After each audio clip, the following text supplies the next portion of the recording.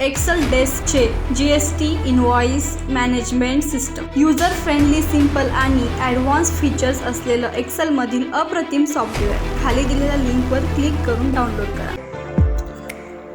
Invoice management software open केल्यानंतर एक असा इंटरफेस तुम्हाला दिसेल. यामध्ये वरती मेनू आहेत. या मेनूचा वापर करून आपण व्हाउचर्स ॲड करणार आहोत आणि रिपोर्ट्स बघणार आहोत. तर त्यासाठी सुरुवातीला तुम्हाला कंपनीचं रजिस्ट्रेशन करावं लागेल. त्याशिवाय कुठलाही व्हाउचर ओपन होणार नाही. रजिस्ट्रेशनचा असा मेसेज दिसेल. त्यासाठी कंपनी इन्फॉर्मेशनचा जो फॉर्म आहे त्यामध्ये तुमच्या कंपनीची इन्फॉर्मेशन सेव्ह करा.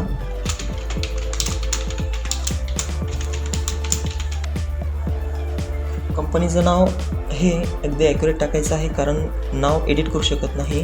बाकीची इन्फॉर्मेशन तुम्ही एडिट करू शकता केव्हाही, परंतु कंपनीचं नाव एकदा रजिस्टर केल्यानंतर एडिट होणार नाही. काही रँडम नंबर्स मी GST नंबर आणि पॅन नंबर म्हणून टाकतो आहे. एकाच प्रकारचे गुड्स असतील आणि त्यांना कॉमन GST असेल तर हे ऑप्शन इनेबल करा. Enable GST rate. Including GST असेल तर ह्या ऑप्शनला सेट करा किंवा अनटिक राहू द्या. जो कॉमन रेट आहे GSTचा तो या ठिकाणी सेव्ह करा. रिसिप्ट व्हाउचरवरती काही स्पेशल रिमार्क पाहिजे असेल तर तो या ठिकाणी सेव्ह करा. सेल्स व्हाउचरवरती सेल्स इनव्हॉइसवरती जे तुम्ही ग्राहकांना देणार आहात त्यावरती काही स्पेशल रिमार्क पाहिजे असेल तर तो या ठिकाणी टाका. फ्री 30 हा 30 दिवस फ्री सॉफ्टवेअर चालवण्यासाठीचा ॲक्टिवेशन कोड आहे. तो तुम्ही यूज करा आणि रजिस्टर करा. 30 दिवसानंतर तुम्हाला पुन्हा रजिस्ट्रेशन कोड एंटर करावा लागेल. त्यासाठी या वेबसाईटवरती क्लिक करून किंवा या बटनवरती क्लिक करून ती की तुम्हाला परचेस करायची आहे, ऑनलाईन पेमेंट करायचं आहे आणि फक्त एकदाच पेमेंट करायचं आहे. लाईफ टाईमसाठी तुमचं सॉफ्टवेअर हे ॲक्टिवेट होऊन जाईल. कंपनी इन्फॉर्मेशन सेव्ह केल्यानंतर आपल्याला व्हाउचर सेव्ह करण्यासाठी काही पार्टीज सप्लायर्स किंवा कस्टमर्स ॲड करावे लागतील आणि तुमच्याकडे जे गुड्स आहेत ते गुड्स ॲड करून त्यांचा रेट आपल्याला सेट करावा लागेल. तर पार्टीज ॲड करण्यासाठी पार्टी मास्टर अपडेशनचा फॉर्म या ठिकाणी क्लिक करून ओपन करा. पार्टी मास्टर अपडेशनचा फॉर्म ओपन झाल्यानंतर ॲड एडिटवरती क्लिक करून या सर्च बॉक्समध्ये जी पार्टी ॲड करायची तिचं नाव टाका. Suppose ABC suppliers. क्लिक करून ॲड पार्टी क्लिक करा. ABC suppliers. नंतर सप्लायर्स टाईप सेट करा. इतर इन्फॉर्मेशन ऑप्शनल आहे किंवा कधीही एडिट करू शकता. हीच माहिती आपल्याला सेल्स इनव्हॉइसवरती दिसणार आहे. ओपनिंग बॅलन्स जर असेल काही तर ओपनिंग बॅलन्स टाका. सप्लायर्सचा 2000 क्रेडिट बॅलन्स आहे तो सेव्ह करा. नंतर आणखी काही पार्टीज ॲड करतो आहे मी. XYZ. सपोज एक कस्टमर आहेत. Customer contact number. Opening balance असेल तर टाका, नसेल तर डायरेक्टली सेव्ह करा. जर काही माहिती चुकली असेल आणि त्या कस्टमरचं नाव, पत्ता किंवा काही इतर इन्फॉर्मेशन चेंज करायची असेल तर पुन्हा पार्टी मास्टर आणि ॲड एडिटवरती क्लिक करून तुम्हाला पूर्ण जी लिस्ट सेव्ह केली तुम्ही ती या ठिकाणी दिसेल. त्यामधून वरती नाव टाकून सर्च करा आणि डबल क्लिक करून किंवा एंटर करून ती माहिती चेंज करा आणि फॉर्म अपडेट करा. ती माहिती चेंज होऊन जाईल. आयटम मास्टरचं देखील सेम तसंच आहे. आयटम मास्टरवर अपडेशनवरती क्लिक करून ॲड एडिट क्लिक करा आणि तुमच्याकडे जे गुड्स आहेत ते या ठिकाणी ॲड करा. सपोज मोबाईलचा परचेस आणि सेल्सचा बिझनेस आहे असं गृहीत धरा. तर त्यासाठी काही मोबाईलचे ब्रँड्स मी रँडम ब्रँड्स ॲड करतो आहे. Nokia 1100. Add item. Purchase rate आहे सपोज 1400 आणि सेल्स रेट आहे 1600. नंबर्स. जो कंपनी इन्फॉर्मेशनमध्ये GST रेट सेट केला होता तो या ठिकाणी दिसतो आहे. सेव्ह करा. आणखी आयटम ॲड करा.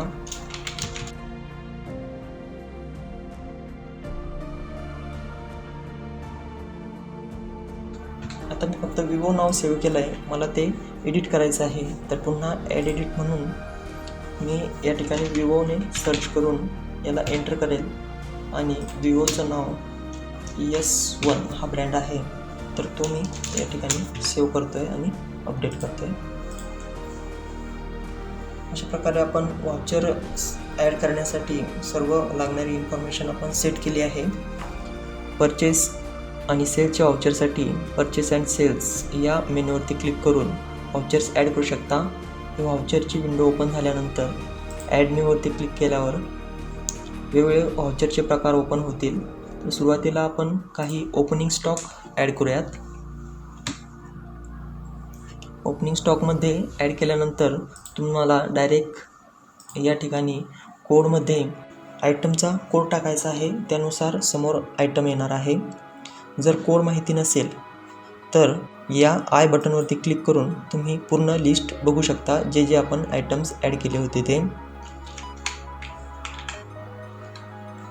सपोज विवोचा एक मोबाईल आपल्याकडे शिल्लक आहे असं गृहीत धरूया. ॲड केल्यानंतर ओके क्लिक करा. नंतर नोकियाचा कोड नंबर आहे 1, तो टाकल्यानंतर त्याचं नाव आणि रेट येईल समोर. जर लॉट वाईज तुम्हाला स्टॉक मेंटेन करायचा असेल, जर लॉट वाईज तुमच्याकडे माल जर येत असेल तर तुम्ही त्या पद्धतीने सेव्ह करा. एक्सपायरी डेटचा माल असेल तर एक्सपायरी डेट सेट करा.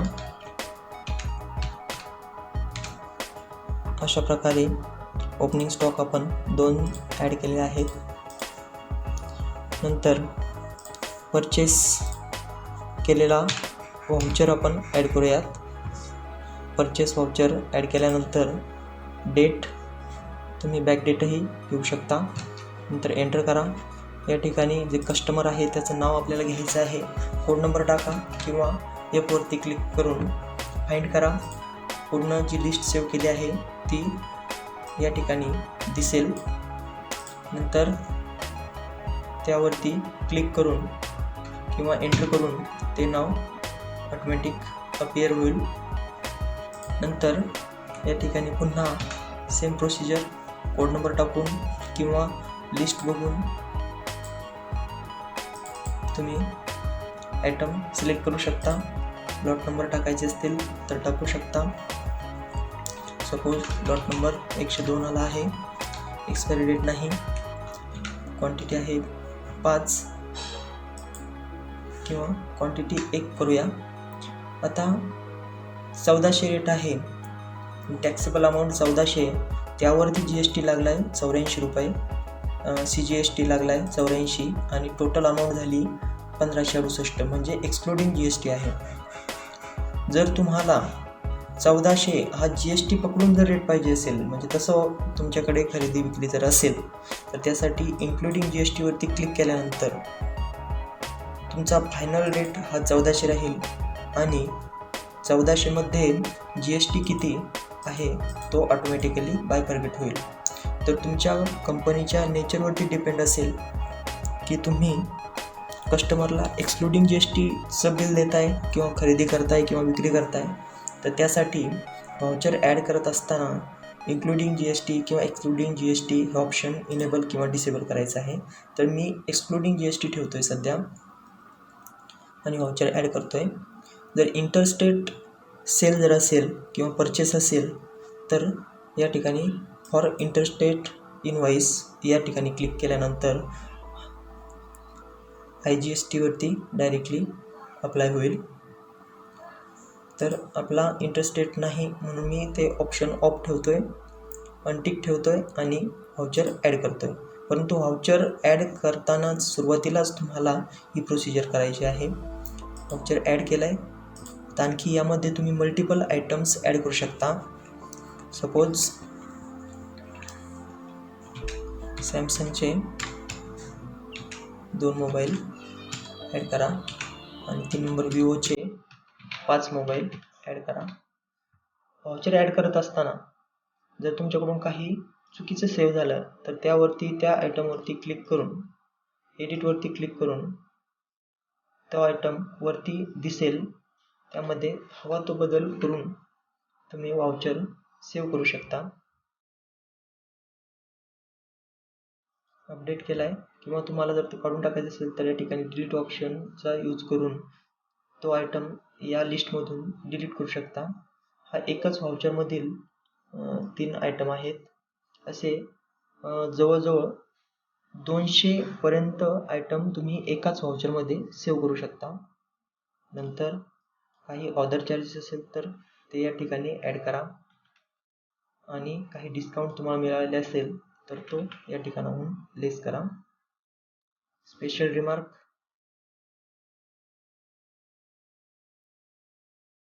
तुम्ही टाकू शकता. समजा बिल नंबर 1 2 3. सेव्ह करा, ओके करा आणि प्रिंट पाहिजे असेल तर येस वरती क्लिक करा. अशा प्रकारचं परचेस इनव्हॉइस तयार झालं आहे. तुमची कंपनीची जी इन्फॉर्मेशन आहे ती या ठिकाणी दिसते. सप्लायरची इन्फॉर्मेशन या ठिकाणी दिसते आणि गुड्सची माहिती सर्व या ठिकाणी दिसते.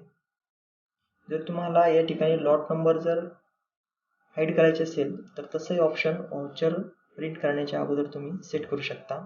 नंतर सेल करण्यासाठी परचेस अँड सेल्स वरती क्लिक करून पुन्हा ॲड न्यू आणि सेल्स वरती क्लिक करून एंटर करा. डेट सेट करून कोड टाका किंवा लिस्ट फाइंड करा. त्यानंतर एंटर केल्यानंतर या ठिकाणी नोकियाचे मोबाईल आपल्याला सेल करायचे आहे तर एंटर करा. रेट 1600 आहे. एंटर केल्यानंतर तुम्ही परचेस करताना लॉट नंबर सेट केला होता म्हणून या ठिकाणी लॉट नंबर ओपन होईल. तर ओपनिंग स्टॉकमध्ये आपण 101 मध्ये 101 लॉटमध्ये 2 मोबाईल ठेवले होते आणि परचेस करताना 102 लॉटमध्ये 1 मोबाईल परचेस केला होता. तर तुम्हाला जो सेल करायचा आहे तो तुम्ही या ठिकाणाहून सेल करू शकता. सपोज मला नोकिया लॉट नंबर 101चा यातला 1 मोबाईल सेल करायचा आहे तर तो एंटर करा. एक एंटरवर करा आणि ॲड करा. Add item successfully. हा आयटम ॲड झाला आहे. 2 नंबरचा आयटम आहे सॅमसंग. यामध्ये लॉट नंबर दिसणार नाही कारण आपण लॉट नंबर सेव्ह केला नव्हता. 1 नंबर ॲड करा. अशा प्रकारे एक सॅमसंग आणि एक नोकियाचा मोबाईल आपण सेल करतो आहोत.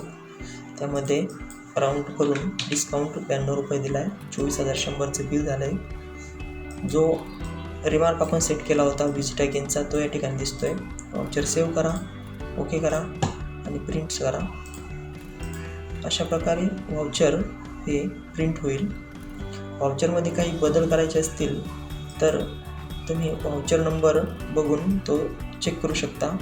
Suppose voucher reports date set करून व्ह्यू केल्यानंतर तुम्हाला जे व्हाउचर चेंज करायचं आहे. सपोज आता व्हाउचर नंबर 1 आहे. यामध्ये ओपनिंग स्टॉकचे हे 2 आयटम आहेत 1 व्हाउचरमध्ये. परचेसचे 3 आयटम आहेत 1 नंबर व्हाउचरमध्ये आणि सेल्सचे 2 आयटम आहेत 1 नंबर व्हाउचरमध्ये. आपल्याला सेल्सचं व्हाउचर चेंज करायचं आहे 1 नंबरचं. तर त्यासाठी purchase and sales edit voucher sales आणि इथे व्हाउचर नंबर टाकायचा. व्हाउचर नंबर टाकल्यानंतर ऑटोमॅटिक सर्व व्हाउचरची इन्फॉर्मेशन दिसेल. त्यामधून तुम्ही माहितीची हवी ती एडिट करू शकता, डिलीट करू शकता आणि सेव्ह करू शकता. तर यामध्ये मला फक्त प्रिंटिंगमध्ये लॉट नंबर हाईड करायचे आहेत तर हाईड लॉट नंबरवरती क्लिक करून लॉट नंबर इथून गायब झालेत.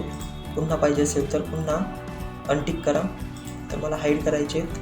बाकी माहिती सेम ठेवायची. अपडेट व्हाउचर आणि प्रिंट यस करायचं आहे. प्रिंट यस केल्यानंतर लॉट नंबर या ठिकाणाहून निघून जाईल. बाकीची इन्फॉर्मेशन सेम राहील. अशा प्रकारे तुम्ही व्हाउचर ॲड करू शकता, एडिट करू शकता, डिलीट करू शकता, सर्व इन्फॉर्मेशन करू शकता. रिसिप्ट आणि पेमेंटसाठी रिसिप्ट पेमेंटवरती क्लिक करून ॲड न्यू.